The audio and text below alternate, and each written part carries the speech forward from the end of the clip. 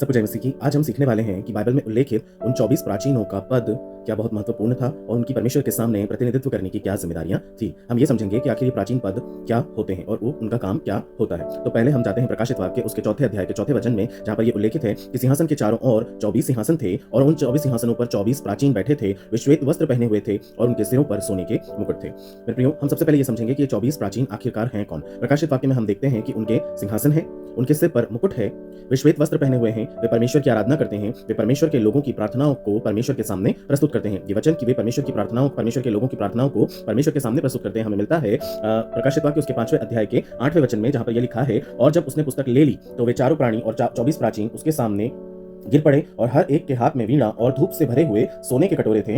ये तो पवित्र लोगों की प्रार्थनाएं हैं। जी हाँ मेरे प्रियो, 24 की संख्या अगर हम देखें तो अनेक विद्वानों के द्वारा ये ऐसा माना गया है कि पुराने कलाम में मेंशन जो 12 गोत्र थे वे 24 प्लस जो 12 प्रेरित प्रभु यीशु मसीह ने चुने वे 12 मिला करके ये 24 प्राचीन प्रभु यीशु मसीह के सामने बैठे होते हैं या प्रस्तुत होते हैं, अर्थात परमेश्वर की संपूर्ण प्रजा का प्रतिनिधित्व करते हैं। लेकिन बाइबल स्वयं सीधे ये नहीं कहती है कि 24 का अर्थ यही है, इसलिए इसे व्याख्या के रूप में हमें समझना बहुत जरूरी है। प्राचीन होने का मतलब कभी भी ये नहीं होता कि आपके पास में बहुत सारी पावर है। नहीं, प्राचीन कहलाने का मतलब है कि आपके पास एक जिम्मेदारी है। कैसी जिम्मेदारी? परमेश्वर के लोगों का परमेश्वर के सामने प्रतिनिधित्व करने की जिम्मेदारी, उनके लिए प्रार्थना करने की जिम्मेदारी, उनके लिए मध्यस्थता करने की जिम्मेदारी, उनके ठीक होने के लिए, चंगाई प्राप्त करने के लिए परमेश्वर के सामने उनकी प्रार्थना करने के लिए वो जिम्मेदारी। मेरे प्रियो, याकूब 5:14 हमें सिखाता है, क्या तुम में कोई रोगी है तो कलीसिया के प्राचीनों को बुलाएं। वे रोगी के लिए प्रार्थना करते हैं और तेल से उनका अभिषेक करते हैं। लेकिन ध्यान देने वाली बात यह है कि प्राचीन स्वयं उसे चंगा नहीं करते हैं। चंगाई देने का केवल और केवल अधिकार प्रभु को ही प्राप्त है, प्रभु यीशु मसीह को ही प्राप्त है। फिर याकूब 5:15 भी हमें सिखाता है कि विश्वास की प्रार्थना से रोगी बच जाएगा और प्रभु उसे उठाकर खड़ा करेगा। तो कहने का मतलब यह है कि प्राचीन जो होते हैं वे केवल माध्यम है, सामर्थ्य हमेशा प्रभु की होती है। पृथ्वी पर प्राचीन प्रार्थना करते हैं परंतु स्वर्ग में प्राचीन प्रार्थनाओं को प्रस्तुत करते हैं। ये उनकी जिम्मेदारी है मेरे प्रियो।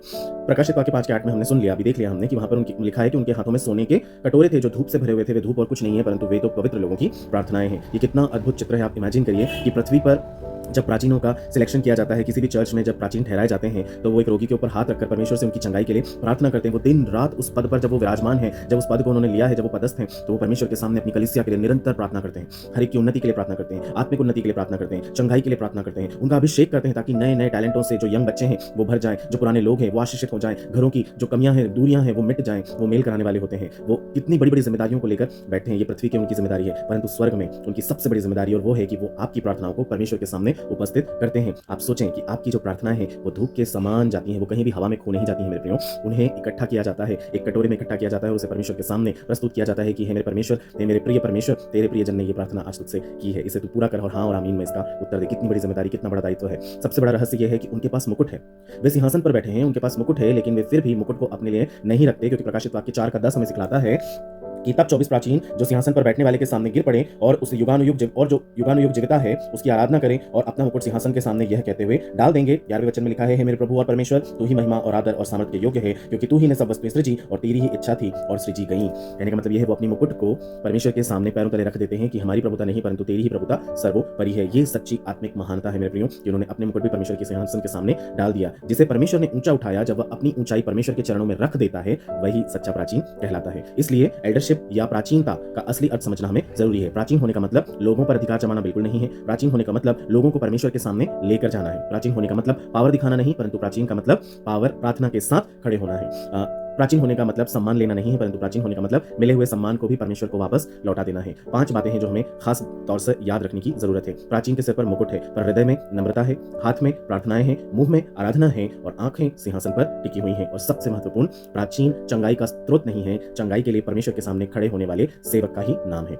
प्रकाशित वाक्य 4 हमें यह बताता है मेरे प्रियो कि प्राचीनों के पास सिंहासन है। प्रकाशित वाक्य 5 हमें बताता है कि उनके हाथों में प्रार्थनाओं के कटोरे हैं। लेकिन प्रकाशित वाक्य 4:10 हमें सिखाता है कि वे अपने मुकुट सिंहासन के सामने डाल देते हैं। इसलिए स्वर्ग के सिद्धांत को समझना जरूरी है कि जितना ऊंचा पद उतनी गहरी नम्रता, जितना बड़ा सम्मान उतनी बड़ी जिम्मेदारी, और जितना परमेश्वर के सामने हमारी निकटता है उतना अधिक परमेश्वर की आराधना हमारे अंदर से आती है। क्योंकि अंततः मुकुट हमारा नहीं है परंतु परमेश्वर हमारा है। प्रभु आपको बहुत आशीष दे। आइए प्रार्थना करेंगे। जब पिता एक बार फिर हम आपके अति पवित्र चरणों में इस बड़े भोर के समय में इस वचन को लेकर आते हैं। इस वचन के द्वारा सीखने के लिए, समझने के लिए आपने हमारी सहायता और मदद की, उसके लिए बहुत बहुत धन्यवाद करते हैं। पिता, होने दीजिए कि हमारे कलीसिया में मौजूद तमाम प्राचीन प्रभु आपके अद्भुत अभिषेक से भर दिए जाएं। हम उन तमाम प्राचीनों को आपके हाथों में सौंपते हैं। आपसे उनके लिए प्रार्थना करते हैं परमेश्वर की और भी अधिकाई से आप उन्हें नम्र और दीन बनाएं और उनके सिरों पर अपने आशीषों के हाथ आपको रखकर उन्हें आशीषित करें, महिमान्वित करें, गौरवान्वित करें पिता, कि जहाँ कहीं भी वे जाएँ, जिस घर में वे जाएँ, कल्याण ही कल्याण को लेकर के जाएँ परमेश्वर। हर एक बीमारियाँ उनके छुए जाने से दूर हो जाएँ, उत्तम से उत्तम अभिषेक लोगों के जीवन में उनके अभिषेक करने के द्वारा आने पाए पिता, और हर तरह से प्रभु जी वे घर के लोग प्रभु आशीषित हो जाने पाएँ, स्वर्गीय झरोखे उनकी प्रार्थनाओं के द्वारा खुल जाने पाएँ, और सारी प्रार्थनाओं के कटोरे जिन्हें वो लेकर प्रभु आपके सामने प्रस्तुत होते हैं राजा, हाँ और आमीन में वे प्रार्थनाएं पूरी हो जाएं। आपने ऐसा कर दिया है, हम उसके लिए धन्यवाद देते हैं। सब कुछ आपके हाथों में सौंपते हैं, आदर मान के साथ इस विनती को यीशु मसीह के नाम से मांगते हैं, दया करके सुनिए और ग्रहण कीजिए। आमीन और आमीन।